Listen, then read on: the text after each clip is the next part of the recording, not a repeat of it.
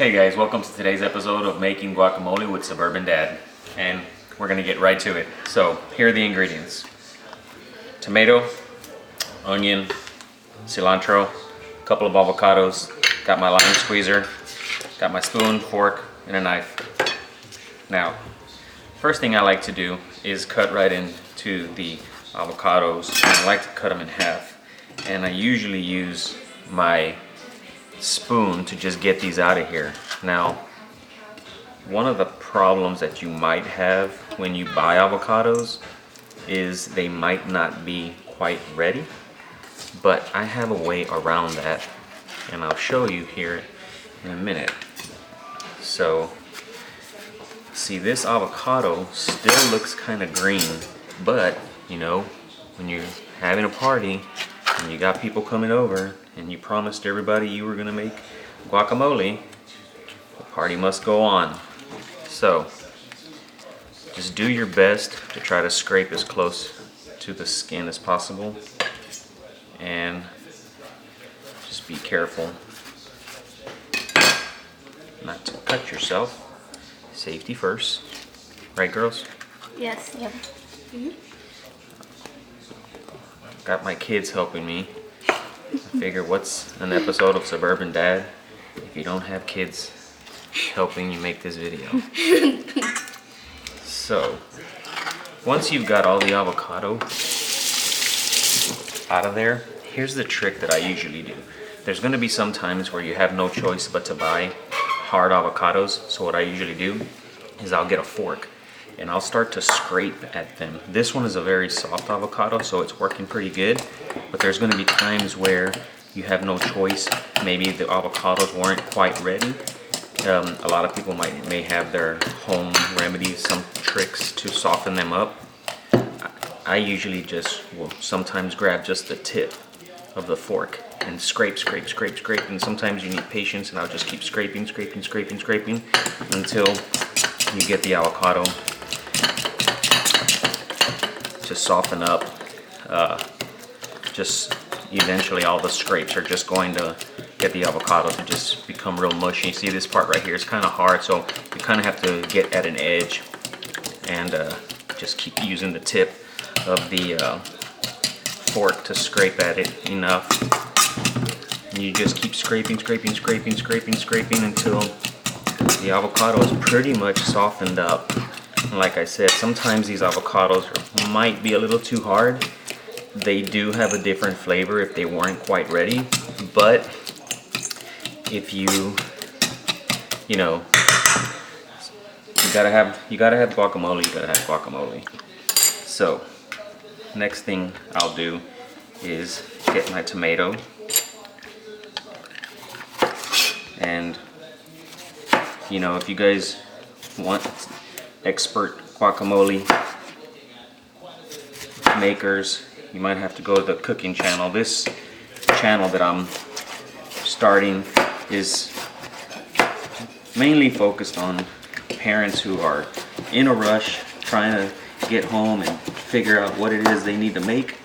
And this is by all means, if some expert cook was watching this, he'd probably be pointing out everything I was doing wrong, but it works for us. So once I get the tomatoes in there, I usually go on to the onion.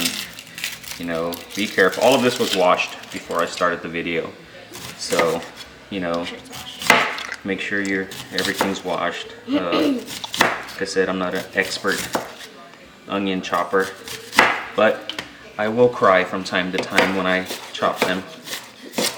Right, girls? We cry when we chop onions. Yeah, because like they get square in your eye. So like I'm making this video as a, you know, it's supposed to complement another video. Behind us we have some chicken going because this is supposed to be for Taco Tuesday night. So we like to make, but I wanted to have a separate video in case somebody was just looking to make guacamole and didn't want to have to watch a whole video of watching us make tacos. So the next thing I do is I use this cilantro. A lot of people like to just maybe try their best to just use the leaves of the cilantro, you know, sometimes I'm in a hurry and I don't really have a lot of time. There's a lot of people who will end up eating my guacamole who have no idea that I actually had cilantro in it. And that's because one of the things that I like to do, so you don't have to worry about people eating your guacamole and having cilantro leaves on their teeth when they walk away, where I try to mince this the best I can by just chopping. I just keep chopping away at this. Oh, there's an onion that got caught in there. It's on the knife. Oh, yeah. That's probably where one of those expert chefs would have been like, do you know how many violations you're breaking? We never reuse the same knife. Well, this is Suburban Dad, who's got to deal with volleyball and soccer and band. We don't have time to change knives. Yeah. So You don't have time. So I just keep chopping this away, chopping. You know, some people may think that this is probably overkill. I didn't even know you put cilantro in there. I didn't even know. Yeah, some people may think that this is overkill, but like I said, I know several people who just don't like cilantro, but they will eat my guacamole, and I won't tell them till afterwards that it actually had cilantro in it. And what probably helps is they can't even see it because I've chopped it so finely. Usually one bush will do. I kind of have a recipe where it's like, you know, 3 avocados to about half an onion, or a full onion depending on the size of it, 1 tomato depending on the size of it. So that's another thing, you know, on this channel I wasn't going to focus too much on specific recipes. It was going to be to feel.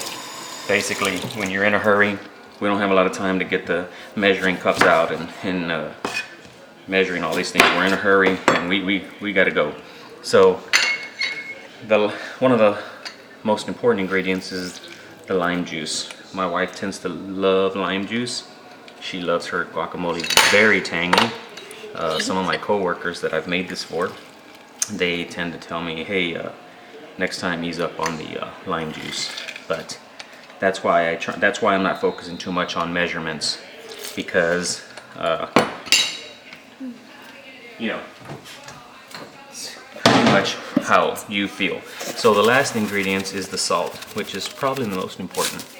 And one of the things that a lot of people like to do, they say it preserves the guac. I'm not sure if it does or not, but it's to put the pits back in. So once this is ready, I will start to mix it all up. Look how beautiful that's coming out. Look at all the colors. You know, you get it all, colors in there, and it's absolutely a party favorite of ours. And the only problem with making this recipe is you are going to be volunteered now to be the guacamole maker. So once you're to this point, usually the next step is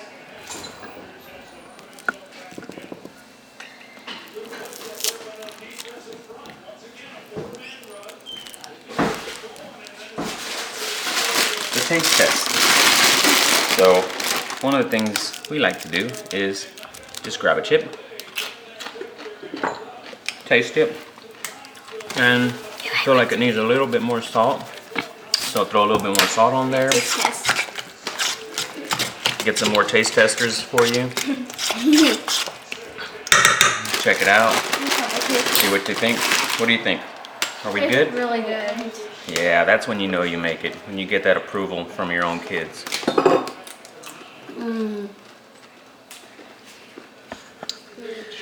All right, well, that's today's episode of Making Guacamole with Suburban Dad. Remember, if I have time to do it, so do you.